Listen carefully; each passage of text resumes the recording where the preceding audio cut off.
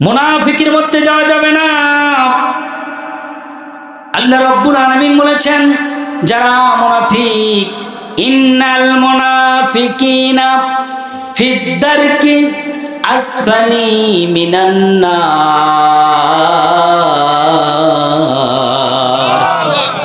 আল্লাহ বলতেছেন যে মুনাফিক যারা, তাদের জায়গা হবে জাহান্নামের সবচেয়ে নিম্ন তলায়, একেবারে নিম্ন স্তরে তাদের জায়গা দেওয়া হবে। অর্থাৎ কাফেরদের যে ঈমান, বেঈমানদের যে ঈমান, তাদের যে আল্লাহ শাস্তি দিবেন তার চেয়ে বেশি শাস্তি পাবে হলো মুনাফিকরা। কথা বলেন ঠিক কিনা?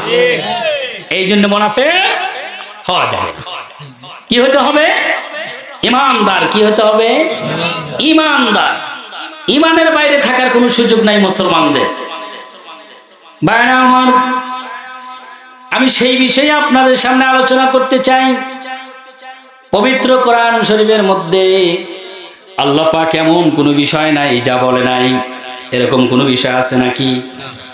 এমন কোনো বিষয় আছে যে আল্লাহ কোরআনে বলেন নাই? আমার শরীর থেকে রক্ত নিয়ে আরেকজনের শরীরে ঢুকাইতে হবে, এটা কি আছে কোরআনে? না, জেনেই কয়, কিন্তু কঠিন। আচ্ছা বলেন তো, আমার চোখ নিয়ে আরেকজনকে দেওয়া যাবে? নাই, নাই। তো ডাক্তাররা পাইলো কোথায়? তাহলে সেটা জায়েজ না না জায়েজ? এটা যদি কোরআনে না থাকে তাহলে জায়েজ হবে? আর ওটা যদি নাই থাকে তাহলে কি কোরআন সত্য হইল? আল্লাহ পাক কোরআনে সূরাতুজ জুমার 27 নম্বর আয়াতে বলেছেন, ওয়ালাকাদ যারাবনা লিন-নাস ফি হাযাল কোরআন মিন কুল্লি মাসালুহুম মাসালি লাআল্লাহুম ইয়াতাযাক্কারুন। আল্লাহ রাব্বুল আলামিন ইরশাদ করে বলেন, ওয়ালাকাদ যারাবনা লিন-নাস, আমি সব কিছু ফি হাযাল কোরআন, এই কোরআনের মধ্যে সব কিছু আমি বর্ণনা করে দিয়েছি। সুবহানাল্লাহ বলেন।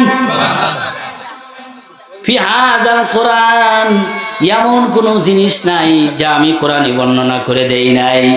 আল্লাহ সূরাতুজ জুমারের 27 নম্বর আয়াতে কথা বলতেছেন। আল্লাহ বলেন মিন কুল্লি, সব বিষয় আমি বলেছি। মাসালি, শুধু বলি নাই, দৃষ্টান্ত দিয়ে আমি বলেছি। ফিরআউনের উদাহরণ দিয়েছি, নূহ আলাইহিস সালামের উদাহরণ দিয়েছি, আদমের উদাহরণ দিয়েছি, খানায়ে কাবার উদাহরণ দিয়েছি, আব্রাহা বাচ্চা আব্রাহাম লিঙ্কনের উদাহরণ দিয়েছি। কত 25 জন নবীর কথা আল্লাহ রাব্বুল আলামিন পবিত্র কোরআনে বলেছেন, উদাহরণ দিয়ে দিয়ে বলেছেন। আল্লাহ বলেছেন মাসালিল লাআল্লাহুম ইয়াতাযাক্কারুন, দৃষ্টান্ত দিয়া, উদাহরণ দিয়া মানুষকে আমি বলে দিয়েছি যাতে মানুষগুলো আমার কোরআন স্মরণ করতে পারে, শিখতে পারে, শিক্ষা গ্রহণ করতে পারে। সুবহানাল্লাহ। তাহলে যখন আল্লাহ বললেন ওয়ালাকাদ যারাবনা, সব আমি বর্ণনা করে দিয়েছি, এরপরে আর কি কোনো কিছু বাকি আছে? আর বাকি আছে? তাহলে চোখ, কান, চিকিৎসা যা কিছু বলেন সব ব্যাপারে আল্লাহ কোরআনে বলে দিয়েছেন, কিন্তু গবেষণা করে করে বের করতে হবে। বড় বড় ডাক্তার যারা আছে, আমেরিকার একজন ডাক্তার, একজন দায়ী আল্লাহ মুসলমানের অপারেশন করতেছেন, হার্ট অপারেশন করতেছেন। অপারেশন করার সময় উনি অপারেশন করতে এই যে কলব আছে, দিল আছে, উনি দেখলেন অপারেশন করার পর দেখলেন একজন ভালো মানুষ, বুজুর্গ মানুষ, তার অপারেশন করার পরে দেখলেন যে ওই ব্যক্তির কলব থেকে আল্লাহ আল্লাহ জিকির আসতেছে। কেউ নাই, ডাক্তার এটা দেখে অপারেশন করার পরে এই বাস্তবতা দেখে উনি কালেমা পড়ে মুসলমান হয়ে গেছেন। সুবহানাল্লাহ। যত গবেষণা করবেন ততই আপনি আশ্চর্য হবেন এবং দুনিয়া আপনার কাছে ছোট হবে, কিছুই মনে হবে না। আল্লাহর কাছে যাওয়ার জন্য আপনার মনটা ব্যাকুল হয়ে যাবে। কিন্তু এই কোরআন আপনার আমল করতে হবে, কোরআন নিয়ে থাকতে হবে, হাদিস পড়তে হবে, রাসূলের আদর্শ মেনে চলতে হবে। কথা বলেন ঠিক কিনা? এই কোরআনে দেখেন আল্লাহ বলেছেন وَنُنَزِّلُ مِنَ الْقُرْآنِ مَا هُوَ شِفَاءٌ ওয়া রাহমাতুল লিল মুমিনিন।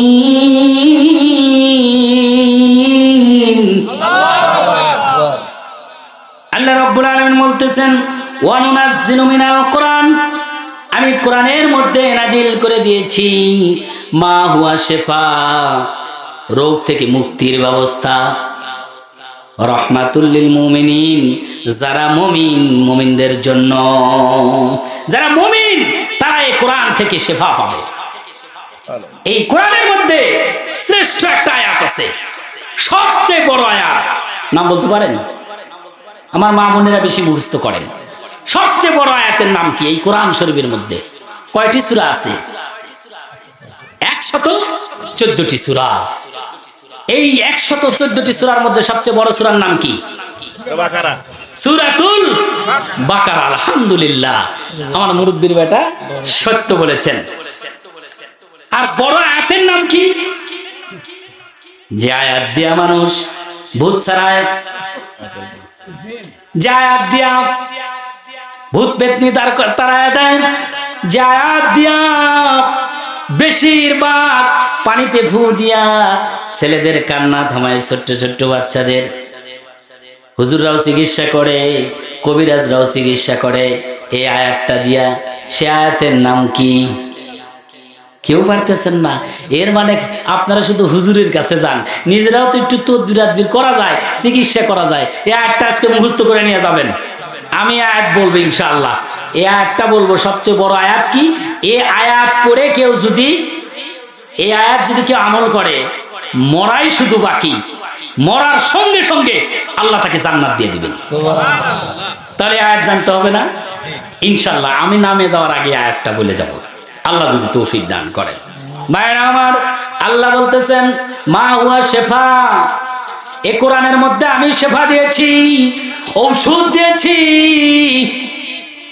মানুষ যখন, মানুষের চিকিৎসা শেষ হয়ে যাবে, গোটা পৃথিবীর ডাক্তার ফেল মেরে গেছে, ডাক্তাররা আর চিকিৎসা করতে পারতেছে না, তখনই দেখবেন হুজুরের কাছে এসে বলে, হুজুর কত ডাক্তার কবিরাজ দেখলাম, আমার তো রোগ ভালো হইল না। হুজুর গো, দয়া করে আপনি কি কিছু করতে পারেন, আমার জন্য একটা ব্যবস্থা করে দেন। আলেম ওলামা হুজুর যারা আছে, পবিত্র কোরআন খুলে এই কোরআনের মধ্যে প্রথম একটা সূরা আছে, সূরার নাম কি? সূরাতুল ফাতিহা। এই সূরার আরেকটা নাম সূরাতুশ শিফা। শিফা মানে মুক্তি দেওয়ার সূরা, রোগ থেকে মুক্তি পাওয়ার সূরা।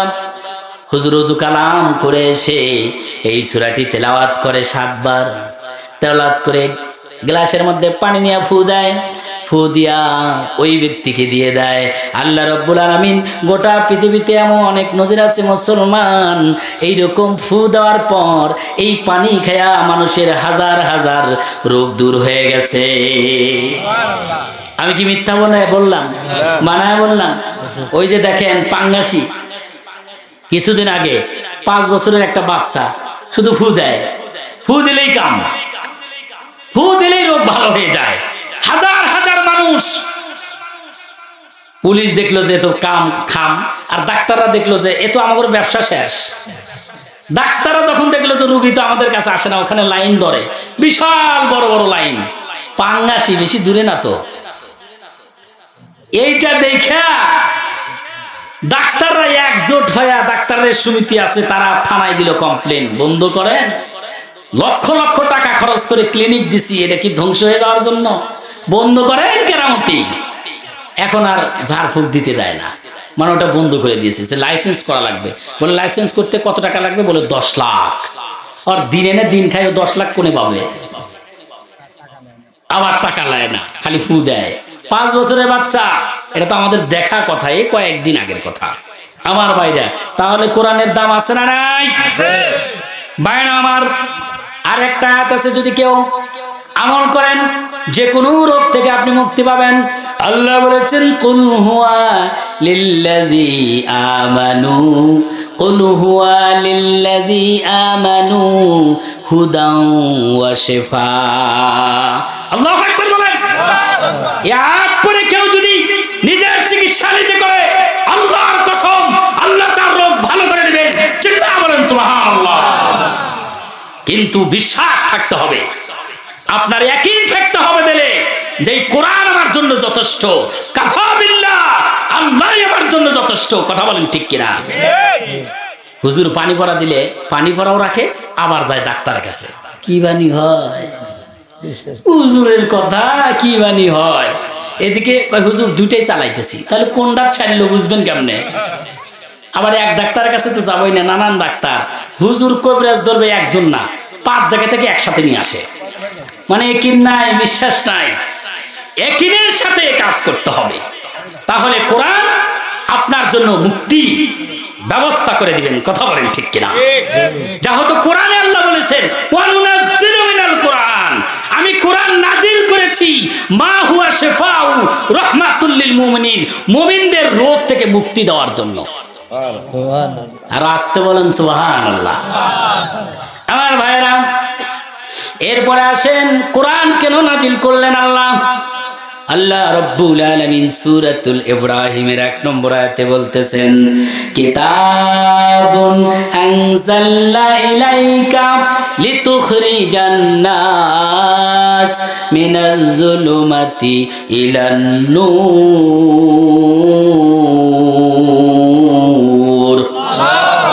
আল্লাহ রাব্বুল আলামিন বলতেছেন, আমি কোরআন নাজিল করেছি। কিতাবুন আনজালনা ইলাইকা, হে রাসূল আমি কিতাব নাজিল করেছি আপনার প্রতি, লিতুখরিজান নাস মিনাল যুলুমাতি ইলান নূর, যাতে করে মানুষ বের হয়ে আসতে পারে, মিনাজ যুলুমাতি অন্ধকার থেকে বের হয়ে ইলান নূর আলোর দিকে যাতে যেতে পারে। এই জন্যে আল্লাহ রাব্বুল আলামিন এই কোরআন নাজিল করেছেন। সুবহানাল্লাহ বলেন। তাহলে কোরআন আল্লাহ নাজিল করলেন অন্ধকার থেকে বের করে আলোর দিকে নিয়ে যাওয়ার জন্য। আজকে আমরা হাজারো মুসলমান নামাজ পড়ি 5 ওয়াক্ত, কিন্তু অন্ধকার আমার কাছ থেকে দূর হয় না। রোজা রাখি, অন্ধকার দূর হয় না। এবং আমরা জিকির আজকার করি, অন্ধকার দূর হয় না। কারণটা কি? তাহলে বুঝতে হবে আমাদের ঘাটতি আছে, কমতি আছে। কথা বলেন ঠিক কিনা? ভাইরা আমার, আল্লাহর আইন কি আমরা মানতেছি?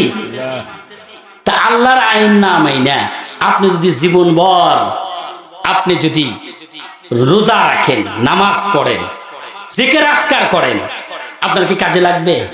বলেন তো লাগবে? বর্তমানে আইন চলতেছে কার? কার আইন চলতেছে? আসার তো কথা না। এটা কি আমি বেশি করে বললাম? তাহলে এবার আসুন ভাইরা আমার, একটা মালিক ছিল, গাধার মালিক।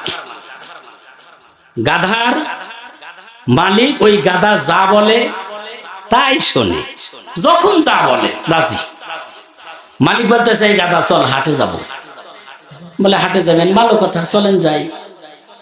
ওই মালিকের বাড়ি হলো নদীর ওপার, আর হাট হলো নদীর এপার। এই হাটে আসতে ঘুরে চলে আসা লাগে, এলা দূর হয়। আর যদি ওই নদী সোজা আসে তাহলে কাছে, এপার আর ওপার। তো বলতেছে চল যাই, তুলা কেনা লাগবে। কি কেনা লাগবে? তুলা। গাধা হাটে নিয়ে গেছে, মালিক নিয়ে যায় 1 মণ তুলা কিনা বোঝাই দিছে পিঠের উপরে। কয় মণ? বলতেছে যে আমার বাসায় নিয়ে নামাবি, খবরদার নদীর মাঝখানটা যাস না, নদী পাতালে যাও না। ওই ঘুরে আসছি, ঘুরেই যাও। 1 মণ তুলা পিঠে নিয়ে নদীর কিনারায় যা বলতেছে, মালিকের কথা সবসময় শোনা লাগবে। ওই মূল্য ঘুরে মালিকের বাড়ি দিল্লি বহুদূর, আমি সোজা যাব 2 মিনিটের কাম। ও তুলার বস্তা নিয়ে নামছে, নিজে তুলা পিঠে বোঝাই দিছে, নিয়ে নদীর কিনারায় নামছে। নামার পরে পানিতে পা দিছে, তুলা ধীরে ধীরে ভিজতেছে, মানে ভিজা যেতেছে, আর ভার হালকা হয়ে যাচ্ছে। কথা বলেন, কয় হাত ওজন বাড়তেছে না কমতেছে? গাদা যত যায় ওজন বেড়ে যায়, আরো যত যায় ওজন বেড়ে যায়। তার কারণ হলো তুলা। এই তুলা পানিতে যত ভিজবে ততই ওজন হবে। এবার গাদার জীবন যায় যায়, মালিক ইতিমধ্যে ঘুরে বাড়ির কাছে গেছে, কি আমার গাদা কই? তুলাও নাই, গাদাও নাই। নদীর ভিতরে তাকায় দেখে গাধার জীবন যায় যায়, অবস্থা খারাপ। তাড়াতাড়ি করে পানিতে নেমে গাধাক তো তুলাটা সরাটা দিয়ে বলতেছে, মালিকের কথা শোনো না, আমি বলছি ঘুরে আসো আর তুমি পাতাইলেই রওনা দিছো। মালিকের কথা না শুনলে এইরকমই হয়, কথা বলেন ঠিক কিনা? অতএব যে আল্লাহ আমাকে খাওয়ায়, যে আল্লাহ আমাকে পড়ায়, যে আল্লাহ আমাকে রিজিক দেয়, যে আল্লাহ আমাকে হায়াত মউত সবকিছু যে আল্লাহর হাতে, যে আমার মালিক, এই মালিকের কথা যদি আমি না শুনি তাহলে আমার পরিণতি, আপনার পরিণতি ওই গাধার মতো হবে, কথা বলেন ঠিক কিনা? এই জন্যে মালিকের কথা শুনতে হবে, মালিকের কথা না শুনলেই বিপদ হবে, কথা বলেন ঠিক কিনা? একটু জিকির করুন, লা ইলাহা ইল্লাল্লাহ, লা ইলাহা ইল্লাল্লাহ, লা ইলাহা ইল্লাল্লাহ, লা ইলাহা ইল্লাল্লাহ। আবু লাহাব দিল কত জালাম, আবু জেহেল দিল কত জালাম, বানিয়ে এলো আকাশ থেকে ভাঙবে তোর দিলের তালা, লা ইলাহা ইল্লাল্লাহ, লা ইলাহা ইল্লাল্লাহ, লা ইলাহা ইল্লাল্লাহ, লা ইলাহা ইল্লাল্লাহু মুহাম্মাদুর রাসূলুল্লাহ সাল্লাল্লাহু আলাইহি সাল্লাম। আল্লাহ বললেন, আলা লাহুল খালকু ওয়াল আমর, সাবধান, সৃষ্টি আমার, আইনও চলবে আমার। সুবহানাল্লাহ বলেন। কে বললেন? আল্লাহ বললেন। কে বললেন? আল্লাহ সুবহানাহু ওয়া তাআলা বললেন, আলা লাহুল খালকু ওয়াল আমর, সাবধান, সৃষ্টি আমার, আইনও চলবে আমার। এটা বলছেন আল্লাহ এক সূরাতে, সূরাতুল আরাফের 54 নম্বর আয়াতে, আবার সূরাতুল ইউসুফের 140 নম্বর আয়াতে। ভাই আপনি উঠে যান কে ভাই, কি হয়েছে? ও তাহলে ওয়াদাবঙ্গকারীর মধ্যে যাবে না, আবার আসবে। আপনার হলো সূরাতুল ইউসুফের 140 নম্বর আয়াতে আল্লাহ বলেছেন, ইনিল হুকম ইল্লা লিল্লাহ, কর্তৃত্ব আল্লাহর, আইনও চলবে আল্লাহ। চিৎকার করে বলুন সুবহানাল্লাহ। অথচ আল্লাহর আইন নাই সমাজে, বিচার আচার যা কিছু চলে মানুষের আইন দিয়া। আমাদের ঈমান আছে না? আমাদের কি, আমরা কি আসলে দাবি করতে পারি যে আমরা ঈমানদার? আসুন এইবার ঈমানদার কারা? আসলে কি দাবি করলেই চলবে যে আমার ঈমান আছে? না, ঈমানদারের একটা গুণ থাকা লাগবে, বৈশিষ্ট্য থাকা লাগবে। আর ঈমানের কয়টা গুণ থাকলে সে বলতে পারবে যে হ্যাঁ আমি একজন ঈমানদার? এরকম বৈশিষ্ট্য থাকা লাগবে না? বলেন তো কয়টা গুণ থাকলে বলা যাবে যে আমি একজন ঈমানদার? আপনার সেই কথাই আলোচনা আমি আপনাদের সামনে করতে চাই ইনশাআল্লাহ। সূরার নাম সূরাতুল আনফাল। সূরার নাম কি? সূরাতুল, মুখস্থ করা লাগবে। খালি গদবাদা আলোচনা শুনবেন, ইউসুফ জুলেখার কিসসা শুনে সকালবেলা আর আপনার অন্তরে কিছুই নাই। কয় জুলেখার বিয়া হইলো, জুলেখা ছেলে না মিয়া? সারা রাত ধরে ইউসুফ জুলেখার কাহিনী শুনছে।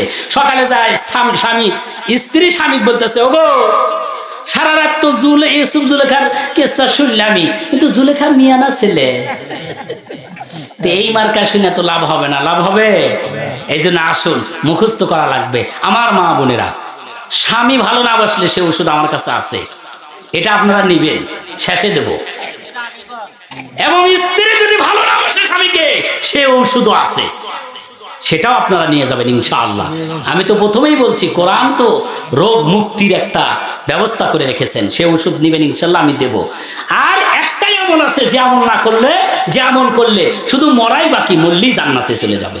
এই তিনটা জিনিস যদি আপনারা পেয়ে যান, আর কিছু লাগে? আলহামদুলিল্লাহ, সেটা আপনারা পেয়ে যাবেন। আমি 1 মিনিট লাগবে, শেষে বলবো ইনশাআল্লাহ।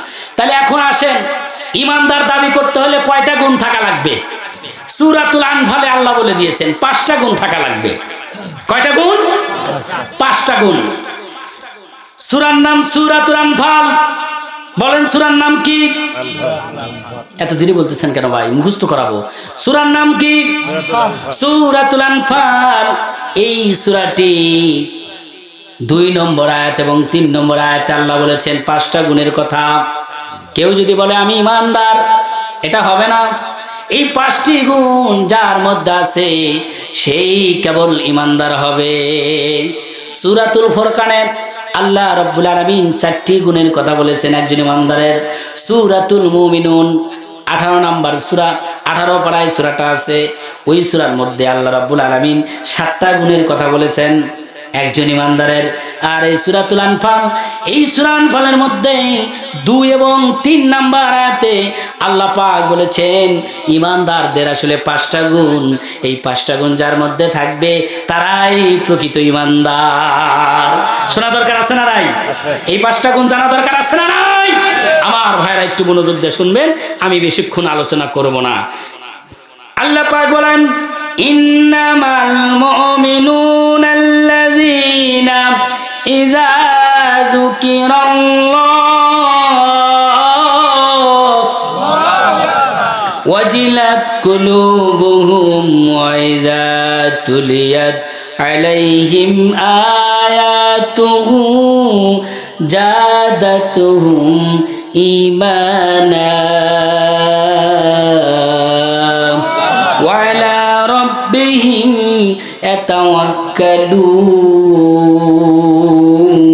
ইয়াতাওয়াক্কালুন। আল্লাহ পাক বলেন ইন্নামাল মুমিনুনাল্লাযীনা, আসলে প্রকৃত ঈমানদার হলো তারাই ইযা যুকিরাল্লাহ, যখন তাদের সামনে আল্লাহর জিকির করা হয়, ওয়াজিলাত কুলুবুহুম, তখন তাদের অন্তরটা গলে যায়, প্রকম্পন তৈরি হয়। মা বোনেরা ভালো করে শুনবেন, এটা আল্লাহ বলতেছেন ইন্নামাল মুমিনুনাল্লাযীনা, আসলে প্রকৃত ঈমানদার মুমিন ব্যক্তি তারা ইযা যুকিরাল্লাহ, যখন তাদের সামনে আল্লাহর জিকির করা হয় তখন ওয়াজিলাত কুলুবুহুম, কলবুন, কলব মানে কি? কলব মানে হার্ট, মাইন্ড, দিল, অন্তর। বাংলা কি? অন্তর। আর একটা বাংলা আছে মন, আর একটা কি? মন। এই হলো নাম ওয়াজিলাত কুলুবুহুম। এক বচন ব্যবহার করেন নাই, আল্লাহ রাব্বুল আলামিন বহু বচন ব্যবহার করেছেন। আল্লাহ বলেছেন আসলে মুমিন তারাই, যখন তাদের সামনে আল্লাহর জিকির করা হয় তখন তাদের অন্তরটা গলে যায়, প্রকম্পন তৈরি হয়। কেমনে একটু আসেন দেখি আমাদের অন্তরটা গলেছে কিনা। এই যে বাম পাশের স্তন আছে, এই বাম পাশের স্তনের 2 আঙ্গুল নিচে যে জায়গাটা, এই জায়গাতেই একটা গোস্তের টুকরা আছে। এই গোস্তের টুকরার নাম হলো কলব। এই গোস্তের টুকরাটাই গলে যায়, নরম হয়ে যায়। যদি প্রকৃত ঈমানদারের সামনে মুসলমান আল্লাহর জিকির করা হয়, সে আর স্থির থাকতে পারে না। আপনাদের অন্তর গলে নাই? কিছুটা কি গলছে? আপনার ঈমান আছে না নাই? ডাক্তার লাগবে না, ইঞ্জিনিয়ার লাগবে না পরীক্ষা করার জন্য, আপনি নিজেই যথেষ্ট। আপনার ঈমান আছে না নাই? কম ঈমানদার না বেশি ঈমানদার? দেখেন আল্লাহ রাসূলকে জিজ্ঞাসা করলেন সাহাবায়ে কেরামগণ, ইয়া রাসূলুল্লাহ, ইয়া হাবিবাল্লাহ, আমি যে একজন ঈমানদার এটা কেমনে বুঝবো?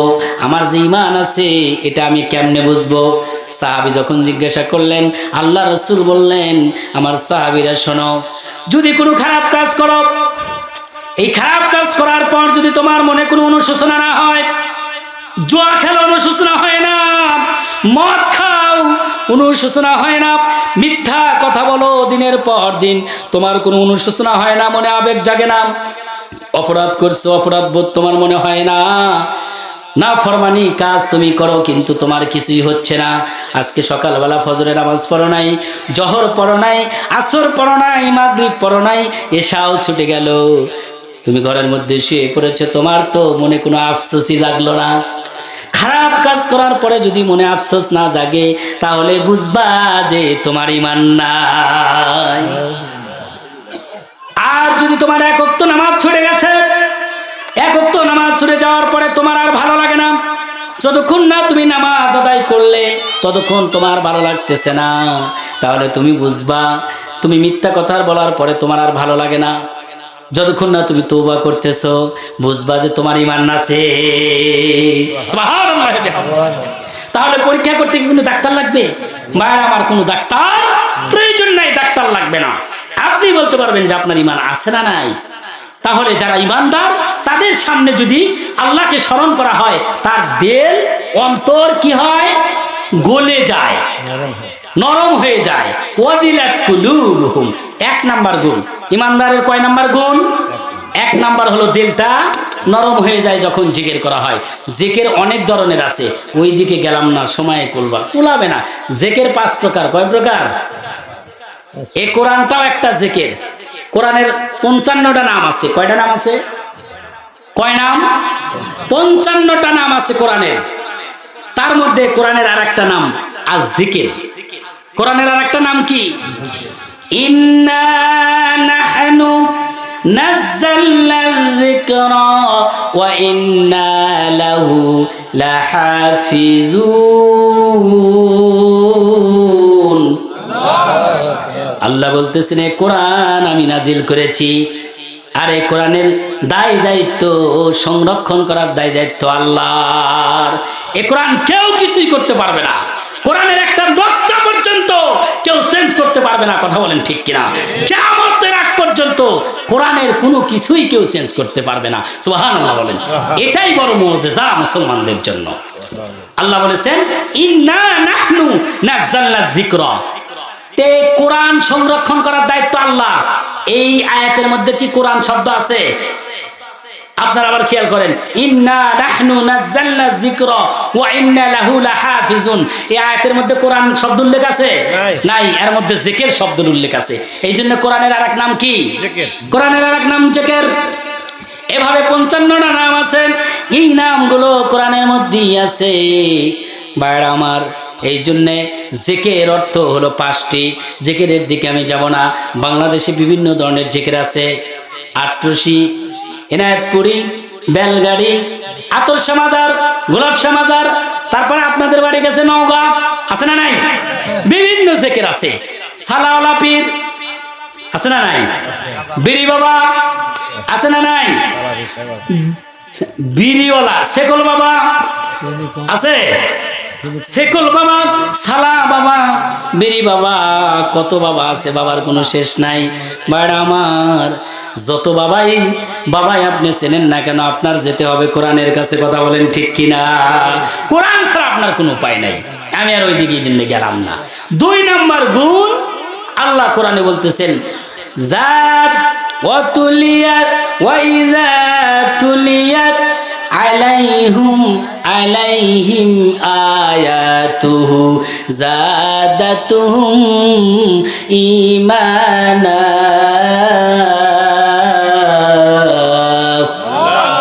আল্লাহ বললেন, ঈমানদার ব্যক্তির সামনে যদি কোরআন তেলাওয়াত করা হয় তাহলে তার ঈমান বাড়তেই থাকে, বাড়তেই থাকে, বাড়তেই থাকে। কার কথা? আল্লাহর কথা। আমি আমার কথা বলি নাই।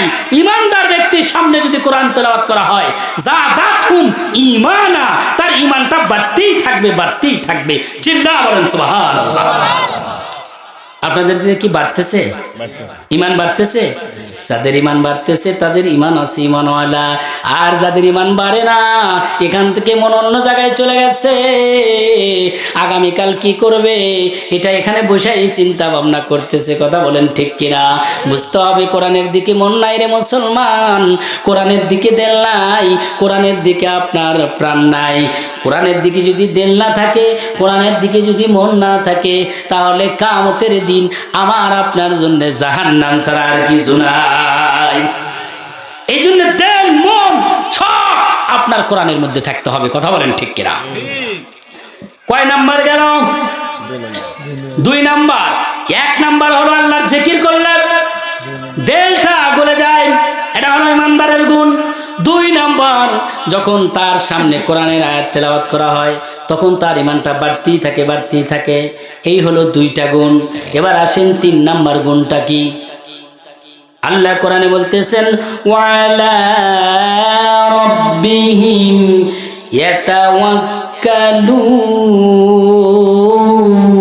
ইয়াতাওয়াক্কালুন।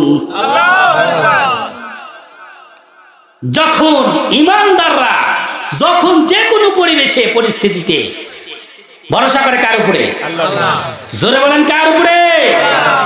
আল্লাহ পাক সেই কথাটাই বলতেছেন, ওয়া আলা রাব্বিহিম ইয়াতাওয়াক্কালুন। 3 নাম্বার ইমানদারদের গুণ হলো ইমানদার যারা ভরসা করে তারা আল্লাহর উপরে। কথা বলেন ঠিক কিনা?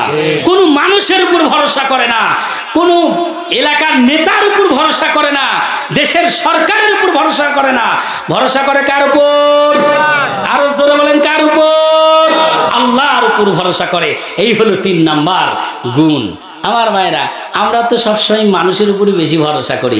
একবার যদি পাতলা পায়খানা হয়, ফোনের উপর ফোন, অমুক কোনে রে, এই কোথায় রে, কি হইল রে, এই অবস্থা খারাপ। নেতাকে ফোন দেয়, আমি হাসপাতালে যাব, একটু বিলটা কমায় দাও। আছে না নাই? তাহলে আপনার আল্লাহ বললেন ভরসা করো কার উপরে? আর আমরা ভরসা করতেছি কার উপর? মানুষের উপর, নেতার উপর, যার যেরকম অবস্থা সেরকম অবস্থার উপরে ভরসা করতেছে। তাহলে কোন ইমানদার যদি আল্লাহ ছাড়া অন্য কার উপরে ভরসা করে তাহলে তার ইমানদারের গুণ নাই, সে দাবি করতে পারবে না যে আমি একজন প্রকৃত ইমানদার। কথা বলেন ঠিক কিনা? ভাইরা আমার, আল্লাহর নবীর কাছে করো কবুল করো রহমানা লা ইলাহা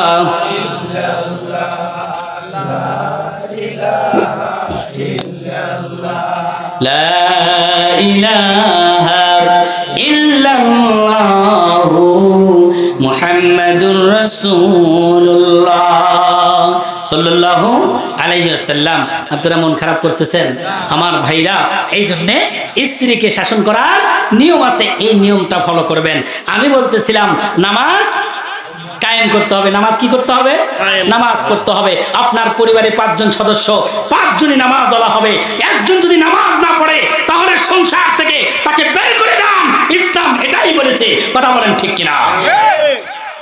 আপনার ছেলে একদিন যদি কামলা না দেয়, চাকরি যদি না করে, ইনকাম যদি না করে, সেই ছেলের উপর স্টিম রোলার চালান, বলেন যে বের হয়ে যা বাড়ি থেকে, আর বসা বসা খাওয়াবো না, আর নামাজ না পড়লে কিছুই না। কথা বলেন। অথচ আল্লাহ রাসূল বললেন নামাজ যদি না পড়ে বের করে দাও সংসারের এই খোনা। ভাই আমার, এক ওয়াক্ত নামাজ ইচ্ছা করে যদি কেউ ছেড়ে দেয় তার কি ঈমান থাকবে? ভালো করে বলেন। মান তারাকাস সালাত মুতাআম্মিদান ফাকাদ কাফারা। আল্লাহ রাসূল বললেন ইচ্ছাকৃতভাবে বিনা ওজরে কেউ যদি নামাজ ছেড়ে দেয় তাহলে ওই ব্যক্তির আর ঈমান নাই, ফাকাদ কাফারা, সে কাফের হয়ে গেল। এটা রাসূলের হাদিস, আমার কথা না। আল্লাহ রাসূল বলেন কেউ যদি বেনামাজি হয় তাহলে ওই ব্যক্তির জানাজা নাই, জানাজা না পড়ার কোনো দরকার নাই, জানাজা কোনোই লাভ হবে না তার। আল্লাহ রাসূল বলেন কেউ যদি নামাজ না পড়ে বেনামাজি হয় তাহলে ওই ব্যক্তি পিতার সম্পত্তির ওয়ারিশের ভাগ হবে না। এটা কি কায়েম আছে আমাদের দেশে? নাই। সৌদি আরবে যান, দেখেন কি ঠালা, নামাজ পড়বে না, ওর কোনো জানাজা নাই। লা সালাতা লিমান লা লাহু লা ঈমানা লাহু। যার নামাজ নাই তার ঈমানই নাই। রাসূলের হাদিস। আপনি নামাজ পড়তেছেন না, মনে করতেছেন যা ইচ্ছা তাই করবেন। It is not Islam. Islam is a best religion in this world. পৃথিবীতে ইসলামের উপর কোনো শ্রেষ্ঠ ধর্ম নাই, অথচ আপনি এই ধর্ম পালন করতেছেন না ভালো করে। এই জন্য নামাজ কায়েম করতে হবে। একা নামাজ পড়লে ওটাকে নামাজ কায়েম বলে না। পরিবারের সবাই নামাজ পড়বে, এরপরে আপনার ভাগী শরীক নামাজ পড়বে, এরপরে রাষ্ট্র পর্যন্ত নামাজের বিল পাস করানো লাগবে। এটাকে বলা হয় নামাজ কায়েম করা। ভাইয়ের আমার, তাহলে 4 নম্বর গুণ কি করতে হবে? নামাজ পড়তে হবে। এবার আসেন 5 নম্বর। আল্লাহ রাব্বুল আলামিন ঈমানদারদের 5 নাম্বার গুণের কথা বলতেছেন, ওয়া মিম্মা রাযাকনাহুম ইনফিকুন।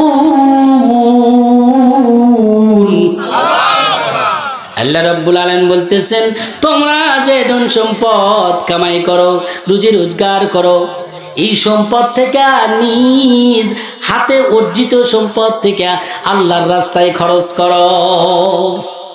যারা ইমানদার তারা নিজে অর্জিত কামাই থেকে আল্লাহর রাস্তায় খরচ করবে।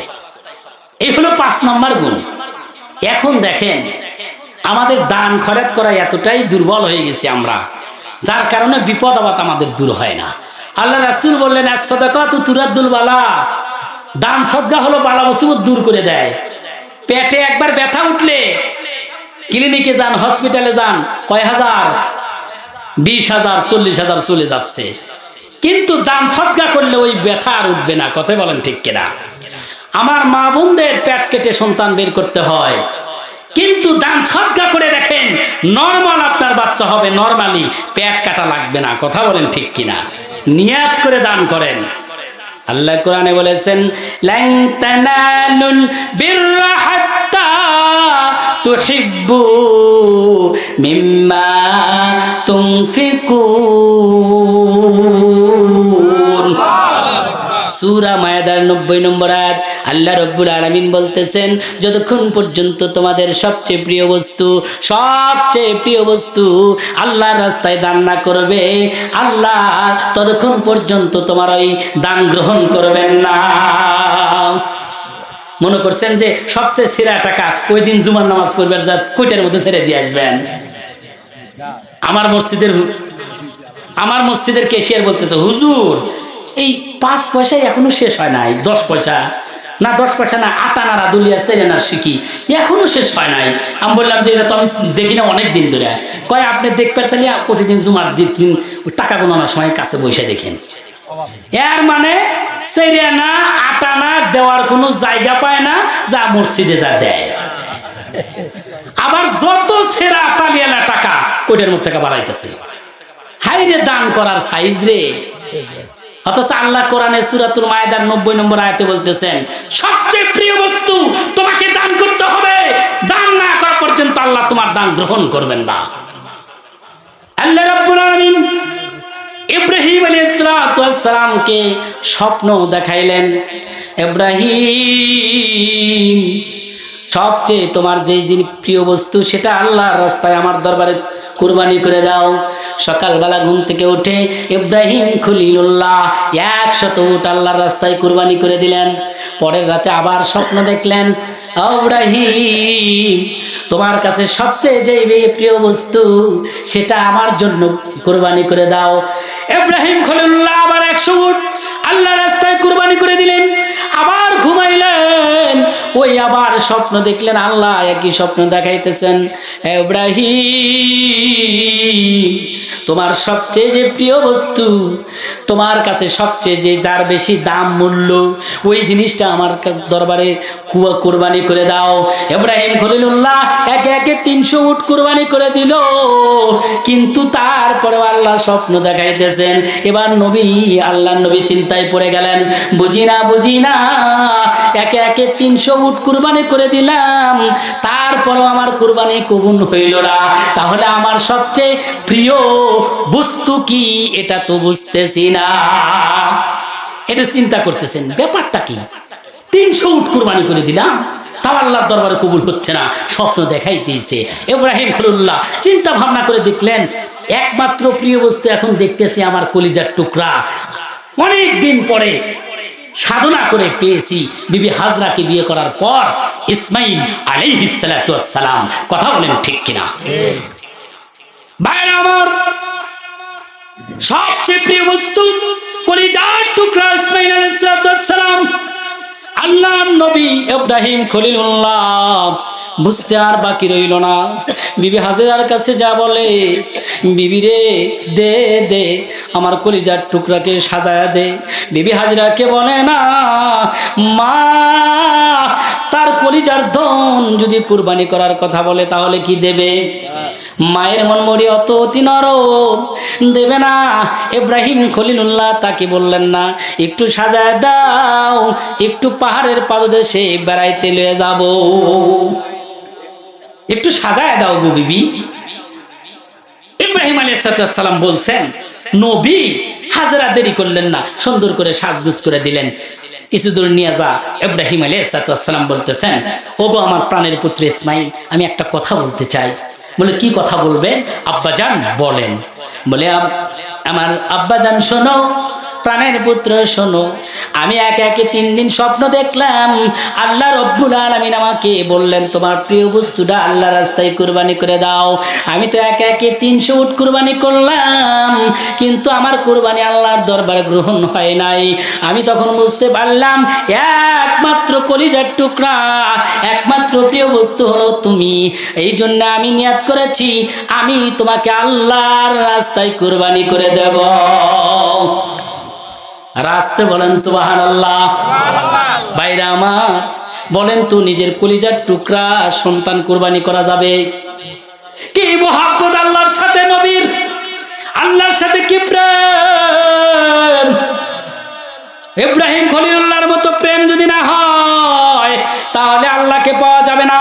ও মুসলমান, মধুপুরের মুসলমান শুনে রাখেন, ইব্রাহিমের মতো প্রেম যেদিন হবে সেদিন মনে করবেন জান্নাত আমার জন্য অপেক্ষা করতেছে। ইসমাইলের মতো মন যেদিন হবে সেদিন মনে করবেন আপনার জন্য জান্নাতুল ফিরদাউস অপেক্ষা করতেছে। এবার ইসমাইল বললেন আব্বা গো, বলেন বলেন কি বলতে চান? বাবা, আমি তো তোমাকে জবাই করতে চাই আল্লাহর রাস্তায়। যেমন বাপ তেমন পুত্র। এই কথা বলতে দেরি হয়েছে, লাব্বাইক ইয়া আমার আব্বাজান, আমার কোনো আপত্তি নাই, এই কথা বলতে দেরি হয় নাই। চিল্লা বলেন না সুবহানাল্লাহ। লা ইলাহা ইল্লাল্লাহ।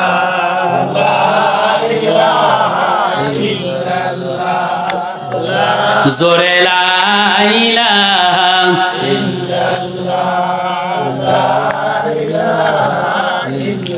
আল্লাহ, ও গো আল্লাহ মাফ করে দাও, ক্ষমা করে দাও। তোমাকে না দেখিয়া, নবীকে না চিনিয়া ঈমান আনলাম, তবুও মাফ করে দাও, ক্ষমা করে দাও। লা ইলাহা ইল্লাল্লাহ, লা ইলাহা